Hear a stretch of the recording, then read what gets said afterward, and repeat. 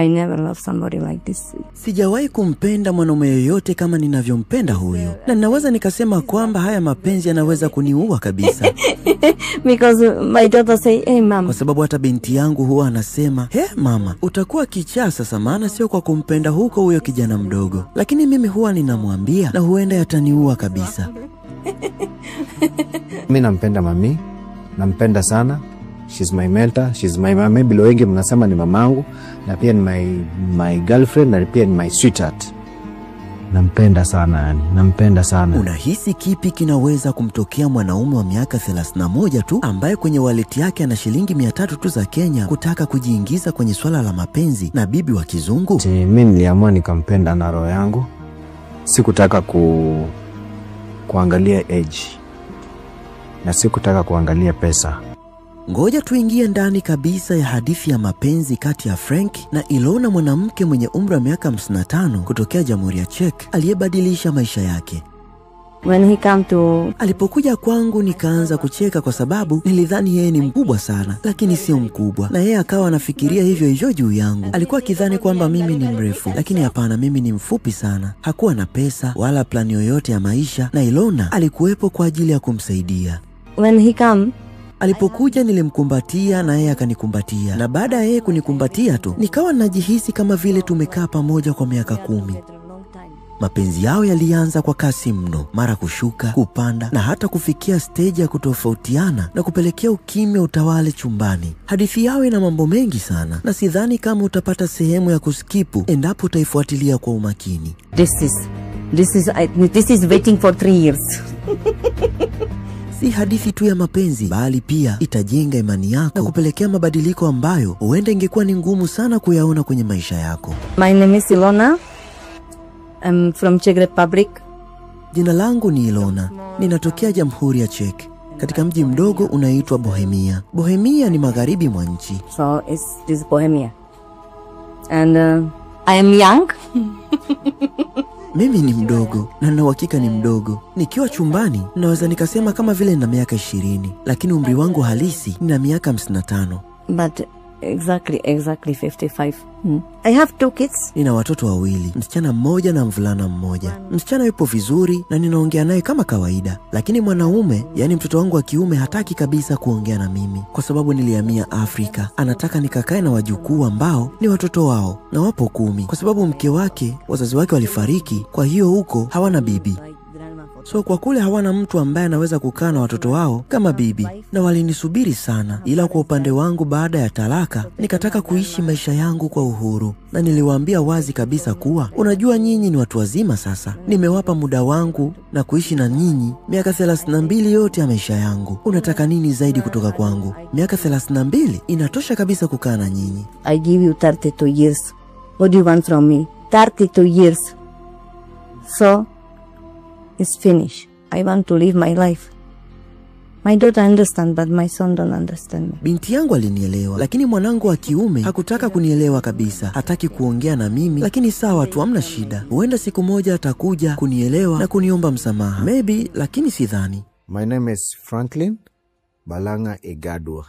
Jina langu ni Franklin Malanga Egwada. Nina umri wa miaka 31. Nilizaliwa magharibi mwa Kenya, katika sehemu inayoitwa Nangili, Lukuyani. Hapo ndipo nilipokulia. Ingawa wazazi wangu asili yao walitokea Vihiga, maisha hayakuwa rahisi hata kidogo. Lakini ukiumba mwanaume, mapambano ni lazima, huwezi kuyaepuka. Nilimaliza shule ya msingi Soisambu Primary huko Lukuyani, na baadaye nikaenda St. Augustine Secondary. Kwa bahati mbaya, nililazimika kuacha shule nilipokuwa form 3. Sababu kubwa ni kwamba hatukuweza kulipa ada ya shule. Baada ya wazazi wangu kutengana, hakukuwa na mtu aliyebaki kunisapoti juu ya elimu yangu. Nililazimika kuanza kuishi kwa kujitegemea mwenyewe. Hivyo basi, mwaka 2014 niliondoka nyumbani na kuhamia Diani. Sikuwa na chochote kabisa, lakini babu yangu alinichukua akanifundisha ufundi seremala, yani niwe kapenta. Hatimaye nilikutana na marafiki wapya, na mwisho wa siku nikahamia kwenye kazi ya kuoka mikate, na nilifanya kazi kwa bidii sana. Nilikuwa nikimshukuru Mungu kwa kila kitu nilichokuwa nikikipata. Haijalishi kilikuwa ni kikubwa kiasi gani au kidogo kiasi gani, lakini nilipokuwa napata tu, basi ni lazima nipige goti na kumshukuru Mungu. Na nikikosa kabisa, Ila najipa moyo mwenyewe na kusema kesho pia ni siku, nitapata. Nimeishi Mombasa kwa miaka 15 iliyopita. Hivi karibuni tu nilikuwa nikifanya kazi kama mwalimu wa kuoka mikate pale Marianisti Technical Institute. Baadaye niliendelea kuoka mikate katika supermarket ya Naivas. Hatimaye rafiki yangu mmoja hivi aliniingiza kwenye NGO ilikuwa ikishughulikia masuala ya kuchimba visima. Nilifanya kazi hiyo kuanzia mwaka 2019 hadi 2024. Kipi kilipelekea mpaka ikafikia hatua ya talaka? Hiyo ndoa ilikuwaje? I think it's 15 years it was good. Miaka 15 ya mwanzo ilikuwa ni ndoa nzuri sana. Lakini tulipoanza kujenga nyumba tu na kuimaliza ndipo matatizo yalipoanzia. Yaani kiufupi, tulipoanza kujenga tu matatizo ndio yakaanza. Problem. Tulijenga nyumba mimi na mume wangu. Then dada yangu na mimi tukajenga nyumba pia. Baada ya miaka 5, mume wangu akaiuza ile nyumba. Tukajenga tena nyumba nyingine. Na baada ya miaka 5 mingine aliamua kuuza tena nyumba hiyo. Mimi nilijenga nyumba 3 na garden 3. Yaani ni upuuzi sana. And 5 years. This my husband sold his house. Unajenga nyumba alafu unaiuza. Na ndio maana mwisho wa siku nikasema siwezi kuishi kama hivi. Leo kuishi hapa, kesho pale, bila sababu zozote za msingi. Miaka 5 hapa, miaka 5 pale. Yaani ikawa kama vile tunafanya comedy. Mimi nilitaka kuishi pale kwa ajili ya familia yangu. Lakini familia yangu ipo ndani ya moyo wangu siku zote. Unajua siku zote mtaka yote kwa pupa huwa anakosa yote. Kwa hiyo aliuza zile nyumba tulizojenga. Na kila tu alipokuwa anauza, basi huwa alikuwa anaenda nchi za kigeni kwenda kula bata. I want to keep my family to my heart, but kila nyumba ilikuwa ni kubwa sana. Yaani ilikuwa inatosha watu wengi kuishi ndani. Ilikuwa ina mandhari nzuri na mimi nilikuwa nikiendelea kutengeneza garden. Nikaona mbona huyu mwanaume hana muda kwa ajili yangu. Muda wote amekuwa akitembelea tu nchi za kigeni na yeye ni mume wangu. Kwa hiyo nikasema nataka talaka. Kisha nikaanza kukimbilia Afrika. Like this building is big, a lot of people inside. It's nice terrace. I make again a garden. I see he don't have time for me. This is my husband, so I want to divorce, and then I start run to Africa.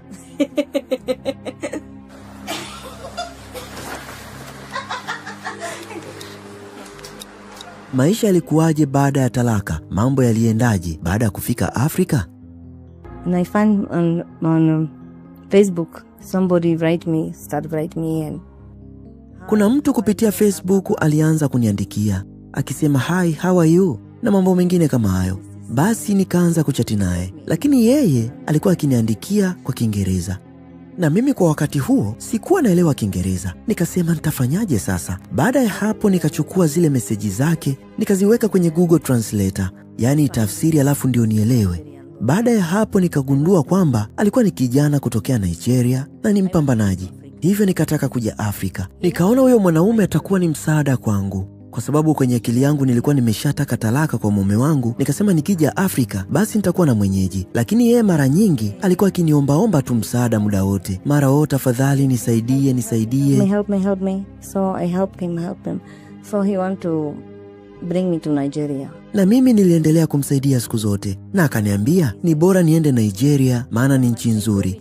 Alisema inabidi nifuatilie visa ili niweze kwenda. Nilienda na mume wangu ambaye nimeshaachana naye. Alinichukua kwa sababu sikuwa mtu wa kutoka nyumbani peke yangu. Mara nyingi nimekuwa nikikaa ndani tu. Basi mume wangu alinichukua na kwenda kufanya shopping, kisha akanichukua kwenda ubalozini kwa ajili ya visa. Yeye ndiye ambaye alinipeleka na kunisaidia kufuatilia masuala ya visa. Lakini cha ajabu, mtu ambaye amenisaidia kupata hizo document mwisho wa siku akazichana. Sasa sijui alijua kwamba nakuja Afrika kukutana na mwanaume au vipi. Lakini nililia sana. Nikasema hii sio sawa kabisa. Mungu alitaka kunipeleka Afrika na sijui kwa nini nilikuwa nikihisi hivyo ndani ya moyo wangu. Basi tulirudi nyumbani huku mimi nikilia sana. Nilipofika pale nyumbani nilisimama dirishani nikawa ninasema, hapana Mungu, kama unataka niende Afrika fanya jambo juu ya hili ili niweze kuamini kama ni kweli. I want to believe it's true. And why I make everything for zero. Wakati huo nikiwa dirishani nimesimama, akaja mwanamke mmoja hivi mwenye watoto, na muda huo nilikuwa nikilia tu huku nikiwa nimefunga macho yangu. Na baada tu ya kufungua macho yangu nikamuona mwanamke mzungu akiwa na watoto weusi. Yule mtoto mdogo alikuwa akiniangalia sana, akanisalimia, "Hi auntie." Nikampa vitu vya kuchezea pale, nikasema huu ni mpango wa Mungu kabisa. Nikasema ni kweli kabisa, Mungu anataka niende Afrika. This is from God. It's true, I need to go to Africa. So Kwa hiyo nilitoka pale nikaenda kufanya mchakato tena wa visa. Na hiyo visa ilikuwa ni ya Ghana kwa sababu huyo mwanaume alitaka nikutane naye Ghana. Nikamtumia pesa, akaenda Ghana ili tuweze kukutana pale Ghana. he say, "I make for you visa." Akasema nimekuombea visa. Nikamwambia sawa, vizuri sana. Nilimtumia pesa kwa ajili ya tiketi ya ndege, pesa kwa ajili ya visa na kila kitu yani. Ticket, flight ticket, for visa, for everything. He sent me visa. Akanitumia visa, nikaitazama ile visa. Nikasema haya mambo ya visa ni ya kipumbavu sana. Maana mwanzoni sikuwahi kuona visa kama hiyo. Nikaenda Google kusearch ili kuona visa inafanania vipi. Maana alionitumia ilikuwa iko tofauti sana na ambao naijua mimi. Nikachukua picha ya ile visa, nikawasiliana na ubalozi wa Ghana nchini kwangu. Nikawaambia nina shida hii na hii. Niliandika maelezo maana sikuweza kuongea Kiingereza.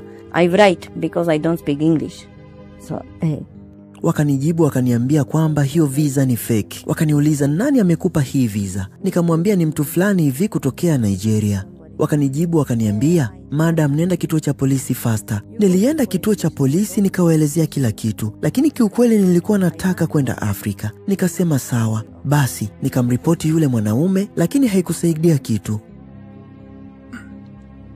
I find like I say, I deleted him, I block him everywhere. Kwa hiyo nikafikia uamuzi wa kumblock yule mwanaume kila sehemu, yani mpaka kwenye mitandao yangu ya kijamii. Nikakaa kwa muda, lakini akaja kunipigia simu kwa kutumia namba nyingine. Nikasema nitafanyaje sasa? Nikamblock tena. Nikasema sawa, amenitafuta tena.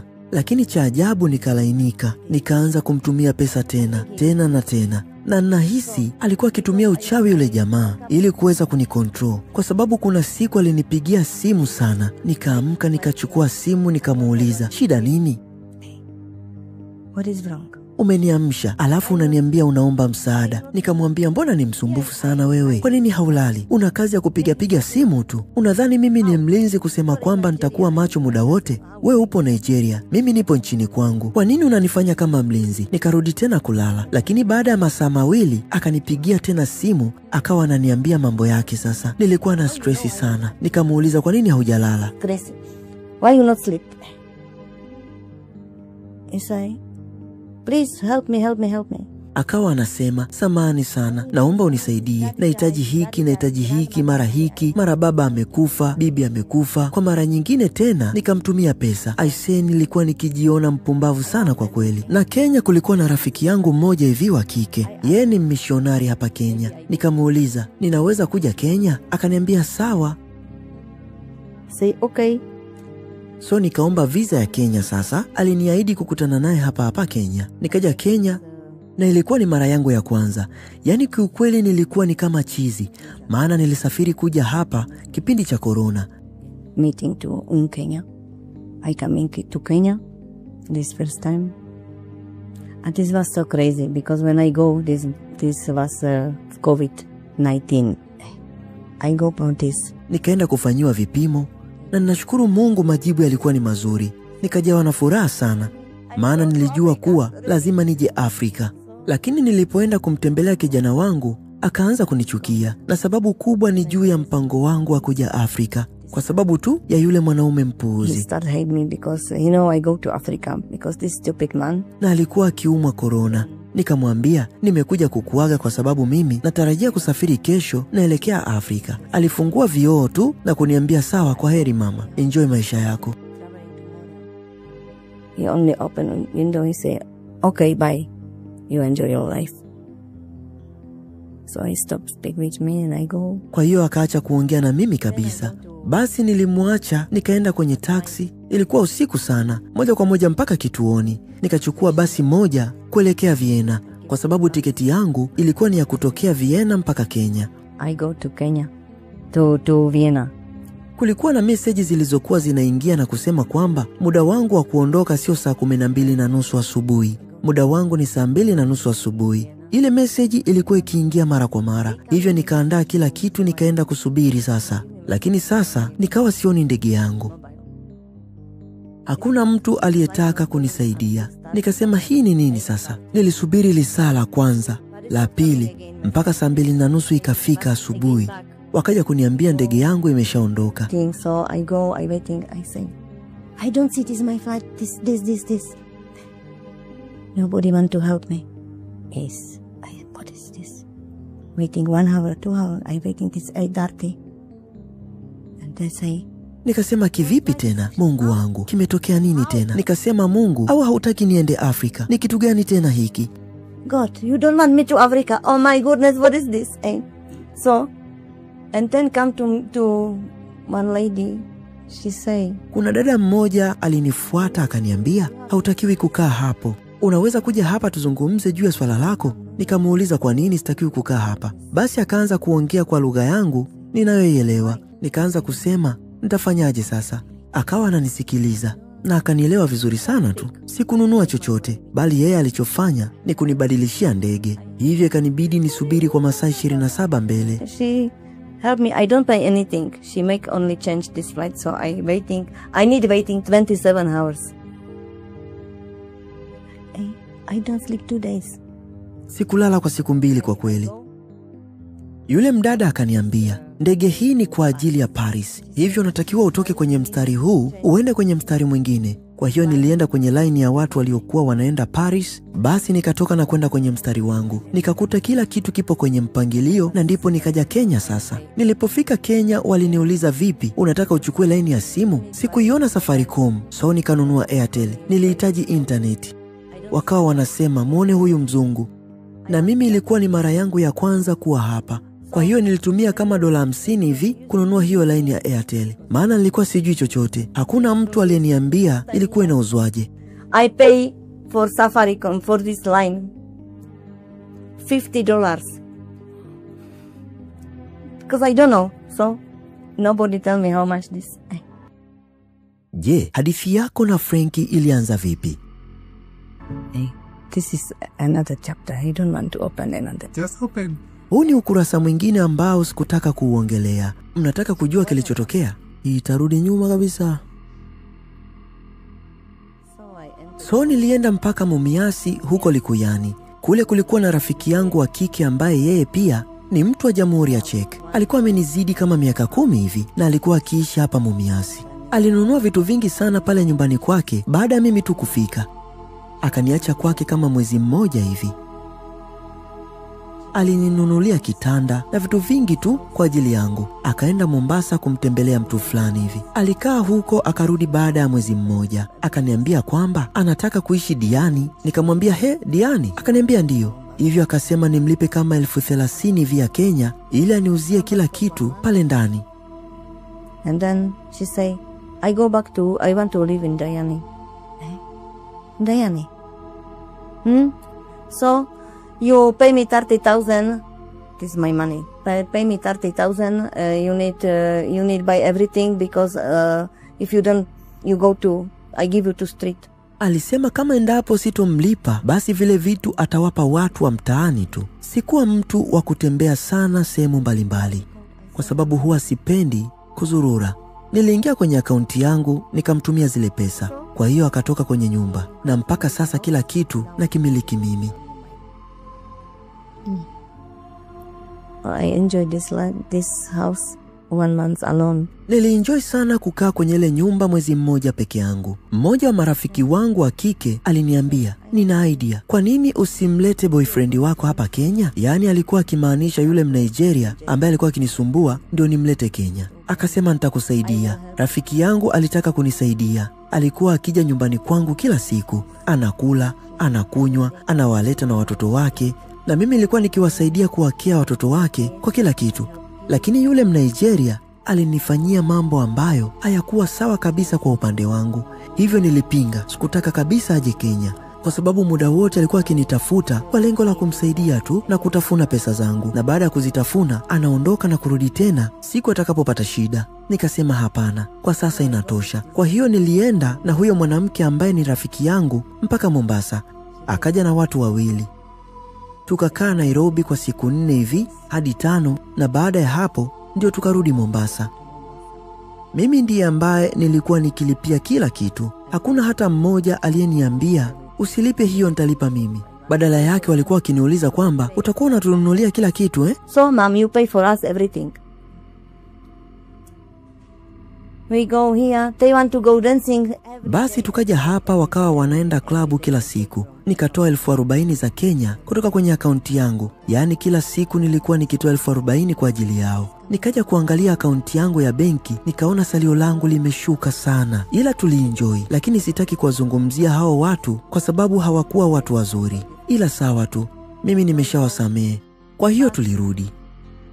Na alikuwa akiongea na mimi kwa ukali sana. Pale hotelini nilipoenda kulala, nilikuwa nikijulikana sana pale. Kila mtu alikuwa akinifahamu, lakini yeye akaanza kuniongelea vibaya. Kiukweli nilimblock na nikakaa mbali naye kabisa. Kuna mtu alikuja akanishauri kwamba nikae naye mbali kabisa, ni move on na maisha yangu. Kwenye ile nyumba tulikuwa tunaishi raia wawili wa kike kutokea Jamhuri ya Czech. Kwa hiyo tulivyokutana tukaenda bar.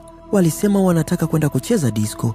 Mimi nikawaambia sawa, hamna shida, na walitaka niende nao kwa sababu waliniona nikiwa nalia na mawazo. So nikaenda nao, lakini siku hiyo nilikunywa maji tu, kisha tukawa tuna dance. And then they go with me to, we go to bar.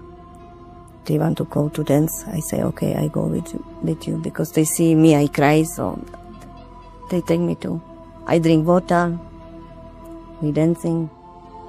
This coming one man come to me and say, hey.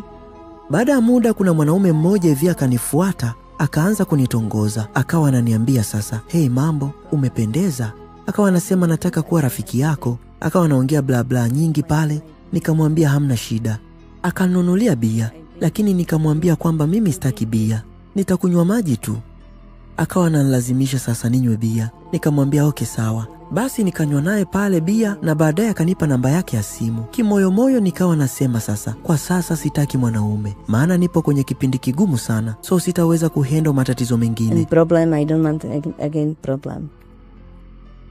Akaanza kunipigia na kuanza kunitongoza sasa. Akawa anasema ananipenda na anataka nifanye naye maisha. Aliongea maneno mengi sana. Akawa anatuma message kwamba ananipenda na hatakuja kuniacha kama endapo nikikubali. Nikasema okay, huu ni ukurasa mwingine sasa. Nikamfungulia mlango, maana nilishamfungulia mlango mwanaume mwingine. Nikasema siwezi kuwa hukumu wanaume wote kwamba ni wabaya, huenda huyu akawa mwema. Hivyo nikaamua kumfungulia moyo. Kimoyomoyo nikawa ninasema huenda kwake kukawa kuna usalama. So nikaenda kukutana naye, tukaanza kudate. Akawa ananipigia simu kila siku, yani naweza kufikia hata mara 50 kwa siku. So akawa anakuja nyumbani kwangu sana tu. Siku moja akaniambia utakuja kunitembelea kwangu. Nikawa sina jinsi, nikaenda kumtembelea sasa. Kabla ya kwenda pale kwake, nilipika ugali na mboga za majani, nikaongezea na nyama. Nikapaki kwenye kitu kama ndoo hivi, kisha nikaweka ndani ya begi kwa ajili ya kwenda kumtembelea. Nikampigia simu bodaboda wangu akaja. Nikamwambia naomba unipeleke kwenye kijiji fulani hivi. Hivyo nikaenda kumtembelea huyo mwanaume. Baada ya kufika, nikakaa kwa muda, nikamwachia vile vitu, nikarudi na yule bodaboda wangu nyumbani. Na nilipofika nyumbani kwangu, nikamuuliza yule bodaboda, unamwonaje yule kijana kule tulikotoka? How he look like this? Hey, I don't know him, but maybe he's not bad person. Akasema kiukweli simjui, lakini anaonekana kama ni mtu mwema. Nikamwambia basi sawa, vizuri. Baada ya mwezi mmoja hivi au miwili, akaniambia unajua nini, hautakiwi kulipa kodi, njoo uishi kwangu. Nikamwambia unajua kwako wewe hauna maji, hauna umeme. Akasema usijali, tutanunua tu kila kitu na mambo yote yatakuwa sawa. Nikamwambia unajua hatujakuwa pamoja kwa muda mrefu, so subiri kwanza, maana kwenye mapenzi yetu hatuna muda mrefu. You want everything haraka, so I pay electricity, I pay water. Yani mwanaume hakutaka kufanya vitu kwa subira, yeye alikuwa anataka hapo kwa hapo. So nikalipia umeme, maji, nikaidesign nyumba yake. Ilikuwa ya tofali tu bila lipu, yani kiufupi haikuwa nzuri sana. So nikafanya kila kitu kuiweka katika hali nzuri.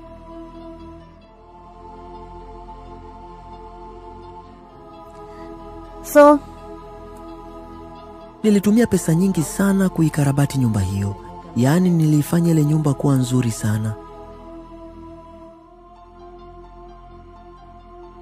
Kila kitu nilibadilisha na vitu vyote mule ndani niliweka vipya. So wakati pesa zilikuwa zinakaribia kuisha, nikamfungulia duka. Nikadesign duka likawa zuri, lakini sikushika hata shilingi moja iliyokuwa inaingia kwenye lile duka. Baada ya hapo kwangu mambo yakaanza kuwa magumu sana. Ikanibidi nirudi nchini kwangu kufanya kazi, na niliendelea kumsaidia zaidi na zaidi. Nilifanya hivyo kwa zaidi ya miaka 3. Basi nikawa ninamsaidia huku nikiwa ninafanya kazi. Nilikuwa nikimsaidia kila mwezi. Nilikuwa nikimtumia shilingi 40,000 za Kikenya kila mwezi, ambazo ni sawa na dola za Kimarekani 308. 40, sometimes 40,000. Baada ya kipindi fulani nilirudi Kenya na nikaishi naye. Kuna mbwa ambaye nilimnunua kwa mzungu fulani hivi, na huyo mbwa nilimnunua kwa dola za Kimarekani 310. Ni mbwa gharama sana. Na yeye hakukomplaini chochote zaidi ya kuniambia hamna shida, fuga tu mbwa, enjoy maisha yako. Huyo mbwa nilitoka naye huko, nikaja naye Kenya na nikaishi naye nyumbani.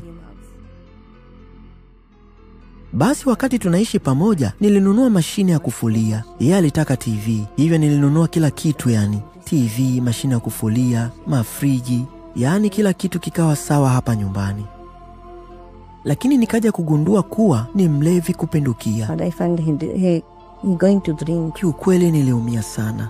Lakini nikasema sawa, hamna shida, nitaingia kwenye maombi kwa ajili ya jambo hili. Hata mchungaji wangu kutoka kule nchini kwangu nilimshirikisha jambo hili, na alijiunga na mimi katika hayo maombi.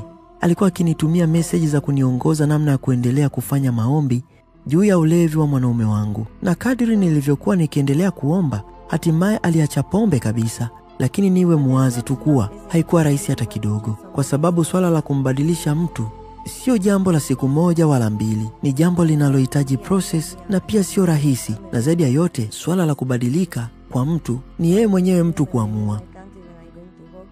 Kwa hiyo nilimsaidia kwa njia nyingi sana, yeye mwenyewe, mama yake na familia yao kiujumla. Kwa hiyo kipindi niliporudi nchini kwangu kwa ajili ya kufanya kazi kwa bidii, nilikuwa nikimtumia 5,000 za Kikenya kila mwezi kwa ajili ya kumhudumia mbwa wangu. Yaani nilipokuwa naye mbali, mara kwa mara alikuwa akinitumia message akiniomba msaada. Lakini kuna siku nikamwambia, unajua nini? Natamani ningekusaidia zaidi na zaidi, lakini nina jukumu la kupambania tiketi yangu ya ndege. Akaniambia usijali, utapata tu. Yaani huwezi kuamini. Nilikuwa nikifanya kazi kwa bidii, lakini mwisho wa siku alikuja kunivunja moyo. Yaani hiko ni kitu ambacho sikukitarajia kabisa kwenye maisha yangu. Nilikuwa na akaunti yangu ya TikTok, lakini nilistopu kuposti kitu chochote kwa zaidi ya miezi 8. Na siku nilipoanza sasa mambo ya TikTok, ndipo nilipokutana na Frank. Alianza yeye kunitumia meseji. Nilifurahi sana kuona meseji yake kwa sababu mtandaoni kuna watu wengi sana, lakini yeye alinichagua mimi. Tukawa tunawasiliana kupitia TikTok kila siku, na hivyo ndivyo mahusiano yetu yalipoanza. Nilimpenda sana kwa sababu wakati nilipokuwa nikiongea naye, nilikuwa nikijisikia hali ya tofauti sana. Nikatamani hata yeye angekuwa na uwezo wa kuziona hisia zangu kwa macho yake mwenyewe ili aweze kuelewa hisia zangu. Lakini mwisho wa siku aliweza kunielewa. Ilona nilianza kumeet online. Nilikutana na Ilona mtandaoni kupitia TikTok. Nilikuwa nikitembelea kwenye live za watu mbalimbali mara kwa mara. Wakati nikiscroll nilikuja nikakutana na live yake. Nikapita, lakini nikajikuta nikirudi kwenye live yake kumsikiliza anachoongea. Na nilipofika tu nikampa salamu, nikaijulia hali familia yake. Nakumbuka sikuongea maneno mengi zaidi ya kusema na kupenda. Unajua Waafrika tunapenda sana kuwa na wanawake wazungu, na huwa tunachanganyikiwa tukiwaona mtandaoni. Naomba niongee jambo hili maana nimekuwa na matamanio ya kudeti na mzungu kwa muda mrefu. Nilikuwa nikitamani sana kuwa na mahusiano na mzungu, hasa ninapoona wengine wakiwa na wanawake wazungu. Na hali hiyo ilinifanya nijiulize mara mbili, kwa nini mimi siwezi kuwa na mzungu? Basi wakati akiwa live, niliweza kumtumia request ili niwe guest kwenye live yake. Hivyo alikubali, na baada ya hapo tulianza kuchati, na nikamwambia tena kwamba nakupenda. Lakini kusema ukweli, kwa wakati huo nilivyosema nakupenda haikutokea moyoni kabisa. Jambo la wazi kuhusu wazungu ni kwamba huwa wanahitaji muda sana, sio watu wa kukurupuka kufanya maamuzi. Mwanzoni alidhani nipo TikTok kwa ajili ya kuwazingua tu watu mbalimbali, lakini niliendelea kuzungumza naye. Alikuwa anapitia mengi sana. Wakati mwingine akiwa live alikuwa akilia sana, lakini mimi nikawa sibanduki kwenye live yake. Nilikuwa nikikana kumsikiliza, na mwisho wa siku nikamuomba namba yake ya WhatsApp na yeye akanipa. Ndani ya dakika 30 tulikuwa tukitumiana meseji, na ndipo akaanza kunifungukia mambo mengi sana huku akiwa analia. Yaani aliniambia mambo mengi sana kuhusu maisha yake. Wewe ulikuwa na mtu mwingine wakati huo, sio? Na mambo tayari yalikuwa magumu kwako. Uliwezaje kuhandle vitu vyote hivi? My mom say, sometimes. Mama yangu alisema, kuna muda unaweza ukalia, wakati mwingine ukacheka. Kuna siku alikuja na kuniambia, kuna nini tena? Imekuwaje? Mbona unacheka? Tena unafurahi kweli? Wewe ni mtu usiyetabirika kabisa. Akaniuliza, nani alikupigia simu? Nikamwambia, huyu ni rafiki yangu. Akasema, rafiki yako? Ndio, lakini ni nani? Nikaambia, anaitwa Frankie. Yeye hunifanya nifurahi kwa sababu amekuwa akinifariji muda wote. Wakati huo mama yangu alikuwa akijua kwamba ninaumia, lakini tabasamu lilikuwa limeshaanza kwenye moyo wangu. Kipindi cha nyuma alikuwa akiona analia mara kwa mara kwa sababu ya huyo ex-boyfriend wangu wa zamani. Kipindi nipo huko Jamhuri ya Czech, kitu pekee nilichokuwa ninataka ni kuja Kenya tu, na yote hayo ni kwa ajili ya kukutana na Frankie tu. Nilifanikiwa kurudi Kenya, lakini nilimwambia Frankie kwamba inabidi niende kwa ex-boyfriend wangu yule aliyekuwa anaishi Nairobi, kwa sababu nilitaka kusitisha uhusiano wangu na yeye. Nikamwambia Frankie kwamba kama huyo ex-boyfriend wangu hatokubali kubadilika, basi nitakuwa na yeye. Nilimpromise hivyo. Nikamwambia mimi sio muongo na sijawahi kudanganya wala sijawahi kuiba au kuchukua hata shilingi moja ya mtu. Kwa hiyo nilimwambia kwamba kama nikimpromise mtu juu ya jambo fulani, basi siwezi kuvunja ahadi hiyo. So nilipokuwa nchini kwangu kwa muda huo, nikajiandaa kwa ajili ya safari ya kurudi Kenya. Nikachukua tiketi kutoka jiji la Vienna mpaka Kisumu. Cha kushangaza, yani kila nikikanyaga Nairobi, basi yule ex-boyfriend wangu alikuwa akinipigia simu. So ndio maana sikutaka kuingia Nairobi. Nililifikiria sana swala hilo. Nikasema hapana, nimetumia pesa zangu nyingi sana kwa ajili yake na sasa inatosha. Nikasema sina pesa za mchezo, maana nilimpa pesa nyingi sana na alikuangua akaunti zangu zote, kwa hiyo sikutaka ijirudie tena. Na wakati huo nilikuwa na pesa kidogo sana ambayo niliambulia kwenye kazi zangu. Lakini huwezi amini, kipindi hiko niko naye, hata kama nilikuwa na pesa kidogo, nilikuwa nikimtumia nusu. Lakini cha ajabu, yeye haoni ukubwa wowote juu ya jambo hilo. Nilipofika Kisumu, yani huwezi kuamini, sikuliona begi langu. Kiukweli nilichanganyikiwa sana. Nikasema inabidi niende Mombasa. Hayo yakawa ni mabadiliko ya lazima. Nikampigia simu Frankie na kumwambia kwamba inabidi niende Mombasa. Lakini nilikuwa najua kabisa kwamba wala isingekuwa rahisi. Akili yangu ilichoka sana. Ikabidi nimkabidhi Mungu kila kitu, maana Mungu ndiye anayetengeneza njia. Nikaenda kubadilisha ndege, badala ya kwenda Kisumu niende Mombasa. Lakini wakati huo sina begi langu, na baada ya kufika Mombasa ikabidi niende Mumias, na nikaenda Mumias na wakaniambia kwamba begi langu halipo. To Mumias. Wakapiga simu Kisumu, then wakapiga simu na Nairobi, kwa sababu nilisafiri kutokea Vienna mpaka Nairobi, kisha Nairobi mpaka Kisumu. Na pale Kisumu hakukuwa hata na mtu mmoja aliyekuwa akiniongoza pale airport. This was in Nairobi. Nikasubiri pale airport kwa masaa 20. Hakuna hata mmoja aliyenifuata kwa lengo la kunisaidia, maana hakuna mfanyakazi aliyetaka kuingia hasara. Lakini mwanadada mmoja akaniambia nimfuate. Kabla begi langu kupotea, hakuna hata mtu mmoja pale airport aliyeniambia kwamba ninatakiwa niwe na begi langu. Kwa hiyo sikuelewa utaratibu na nikaenda Kisumu bila begi langu. Siku iliyofuata tulirudi Kisumu kwa ajili ya kuchukua begi, na nilipofika nyumbani nilikuta vitu vyangu haviko kwenye mpangilio mzuri, na hiyo ni baada ya kulituma begi langu. Nilitumia muda mwingi sana kufanya usafi na kupangilia vitu vizuri pale nyumbani. Cha ajabu kuhusu huyo boyfriend wangu, alikuwa akinitafuta kipindi tu alipokuwa akihitaji pesa. Yaani muda wote yeye ni mtu wa kusema tu nataka hiki mara kile, na mimi nilikuwa ni mtu wa kumtumia pesa kila anapohitaji ili aende akanunue hivyo vitu vyake, na akiondoka ameondoka. Kukutafuta tena ni mpaka awe na shida. Na alipokuwa anatoka out kula bata, Kurudi kwake ilikuwa ni usiku wa manane, na akifika anakula. Akimaliza kula tu nilikuwa nikitaka kuongea naye, na nilikuwa nikimwambia juu ya tabia yake, lakini mwisho wa siku anasema mimi ni mwanamke tu, nitulie nyumbani nisimsumbue, na kuniambia hii ni nyumba yangu, shida iko wapi? Sasa huwa namwambia kwani nipo hapa Kenya kwa ajili ya nyumba? Mimi nimeacha makazi yangu huko Jamhuri ya Czech, tena sio nyumba moja wala mbili. So sipo hapa Kenya kwa ajili ya nyumba. Nahitaji kampani, nahitaji uwepo wa mume na mapenzi ya kweli. Na mimi nikamwambia, kama unanipenda ni lazima utanipatia muda wako, na kama haunipendi nitakuacha peke yako. Yaani muda mwingi tulikuwa tukigombana, lakini nikawa navumilia tu hali hiyo. Lakini mambo yalizidi kuwa mabaya kipindi nilipokuwa nchini kwangu. Rafiki yangu alikuwa akiniambia kwamba mume wangu sio mtu mzuri hata kidogo. Akawa ananiambia, kwa nini umekuwa ukimtumia pesa mara kwa mara? Usiwe unamtumia pesa. Baada ya yeye kuniambia hivyo, nilianza kulia sana. Nikasema nitafanya nini sasa? Rafiki yangu akaniambia, unajua nini? Nataka kukuonyesha kitu. Rafiki yangu akaanza kumtumia message kupitia Facebook huyo ex wangu. So this is my friend from my job. She started to write to him. Alimwandikia message Facebook na kumwambia, "Hi, unaendeleaje?" Baada ya hapo huyo mwanaume akajibu kwa kumwambia rafiki yangu, "Hi, Eva, ninakupenda na kuhitaji kwenye maisha yangu." Rafiki yangu akamtumia picha yangu, akamwambia, "Nimemwona huyo mwanamke kwenye Facebook yako. Je, ni mke wako?" Lakini huyo jamaa akasema, "Hapana, huyo sio mke wangu." Na ni hadithi ndefu sana nikisema nikuelezee. This is not my wife. This is a long story. Rafiki yangu alinionyesha conversation zote hizo na nikashuhudia kwa macho yangu mwenyewe. Nimeona message alizotuma mume wangu na message alizotuma rafiki yangu. Basi mimi nikamfuadia zile chati zote huyo ex-boyfriend wangu. Nikamuuliza, "Unaweza kunielezea hii ina maana gani?" Akaanza kujibu, "Oh baby, huyo mwanamke ni kichaa sana." Rafiki yangu akamtafuta na kumuuliza, "Mimi ni kichaa?" Na mwisho wa siku tukaja kugundua kwamba hakuwa mwanaume mzuri kwa sababu hakuwa mwaminifu. Na baada ya kuona hizo chati zao, nilihitaji kupata muda wa kuzungumza na yeye. Nikamuuliza, "Hii ni nini sasa?" Nikamwambia kuna mtu kutoka Mumias alinipigia simu pia na kuniambia, "Unaletaga binti wa miaka 17 hapa nyumbani." Akaniambia sio kweli na eti nisiwaamini hao watu wanaoniambia hayo.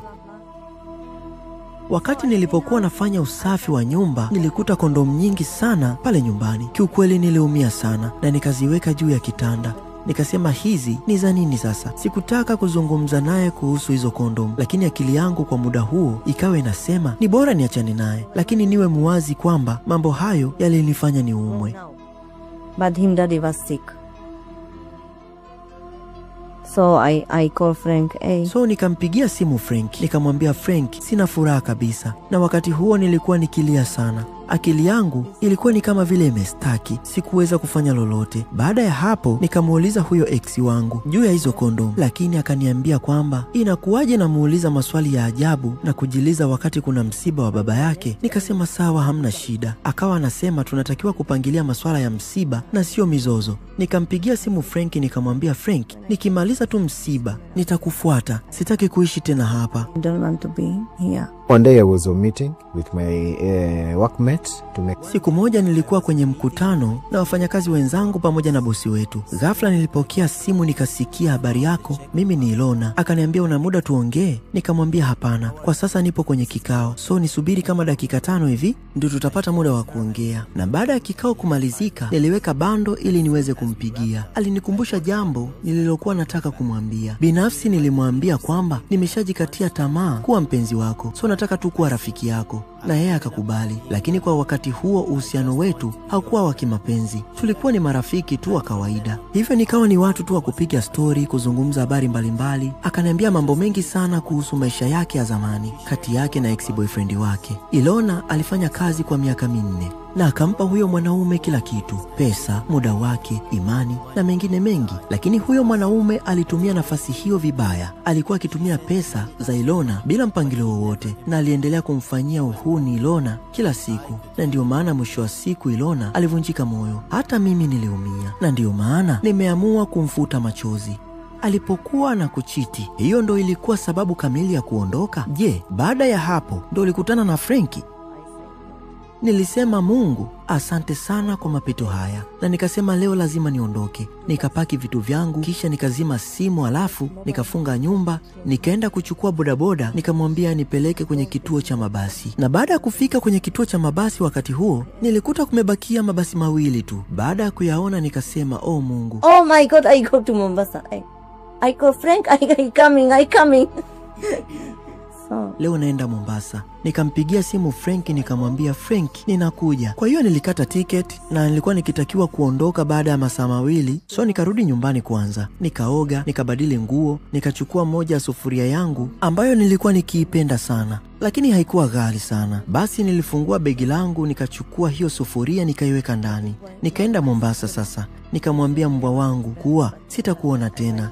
Nilikuwa nikimpenda sana na alikuwa anaitwa Kendi. Nikafunga nyumba, nikaondoka. Nilikaa chini na ghafla nikaona moyo wangu umejawa na furaha isiyoelezeka. Nilipiga picha, nikamtumia huyo ex-boyfriend wangu na kumwambia kwamba ninaondoka.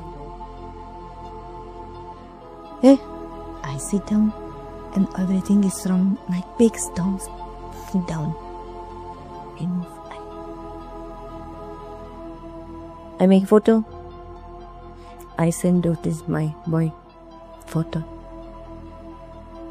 He call me. Where are you going? Akanipigia simu na kuniuliza unaenda wapi? Nikamwambia ninaenda Mombasa. Akasema unaenda bila mimi? Na mimi nikamuuliza una pesa ya kusafiria? Nikamwambia kama hauna pesa ya kusafiria, niache ni enjoy maisha yangu. Okay. Kiukweli sijawahi kuona mwanaume kama Frankie. So baada ya kufika Mombasa, yeye alipokuwa anakuja kunipokea, nilijikuta nikicheka mwenyewe kwa sababu nilidhani ni mnene sana, lakini sivyo. Na yeye pia alikuwa akidhani kwamba mimi ni mrefu, lakini kiukweli mimi ni mfupi. Na tulipokutana nilimkumbatia na yeye pia alinikumbatia. Nilijihisi kama nimekaa naye miaka mingi, lakini hapo ndio ilikuwa mara yetu ya kwanza kukutana. Sijawahi kupenda mwanaume kama ninavyompenda huyu Frankie, na ninaweza nikasema kwamba haya mapenzi yanaweza yakaniua, kwa sababu hata binti yangu huwa anasema, mama, utakuwa kichaa sasa, maana sio kwa kumpenda huko huyo kijana mdogo. Because my daughter say, hey mom, you are crazy because this is boy. Lakini mimi huwa ninamwambia mapenzi ni uchizi ndiyo, wala sio uongo, na huenda yakaniua kabisa. Kill me, this love me. But mimi niliamua nikampenda na roho yangu. Sikutaka kuangalia age. Licha ya mambo yote, niliamua kumpenda. Kwa kweli, sikujali umri wake au pesa zake. Mahusiano mengi huvunjika kwa sababu watu wanazingatia mali kuliko upendo halisi. Watu wengi wamekuwa wakitamani kuwa na wapenzi wa kizungu wakiwaza kwamba wote ni matajiri. Lakini amini usiamini, hata hao wazungu pia wanafanya kazi sana ili kuzipata hizo pesa. Niseme tu, nampenda sana na sitoweza kuja kumwacha. Ana umri wa mama yangu, lakini ndio menta wangu, mpenzi wangu, rafiki yangu. Watu wanasema anaonekana ni mkubwa kama mama yangu. Huo ndio ukweli, lakini ndio hivyo tena, ameshakuwa mpenzi wangu.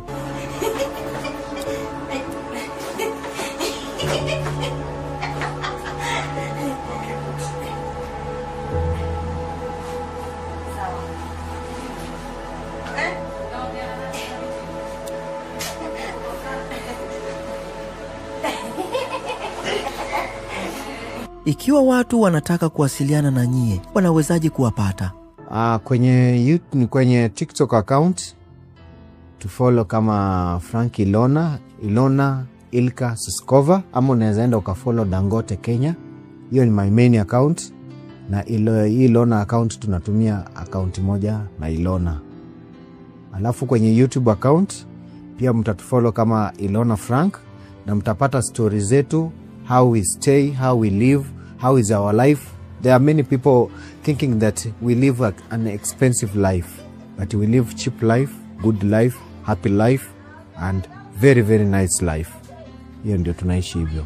So katika Facebook pia unaweza kutupata katika Frank Dangote, na kila kitu tutakuwa sawa. Mkipata hiyo page mjaribu kutufollow, mtakuwa mnapata updates nyingi sana kulingana na maisha yetu bila sisi tunaishi. Hii ni ile tumeelezea wakati tulipopatana, lakini tutakuja kuelezea bila tutakuwa sasa tunaishi, tunakaa namna gani, tunagombananga, tunachekanga, tunalianga. Mtakuja kujua mambo mengi. Asanteni sana.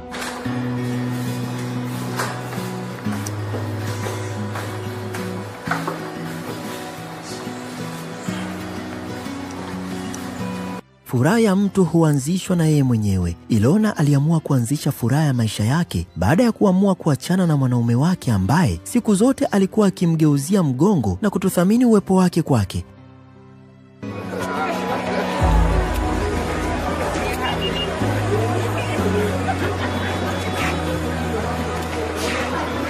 Unaweza kuwa sehemu ya safari yao. Wafollow, waunge mkono kwenye chaneli yao na kuwasaidia kusambaza video zao. Na pia usisahau kusambaza video hii kwa wengine. Mpenzi mtazamaji, usisahau kutuwekea komenti yako juu ya safari ya maisha ya mama huyu pamoja na Frank. Mimi ni Francis na hii ni Afrimax Swahili. Usisahau kusubscribe.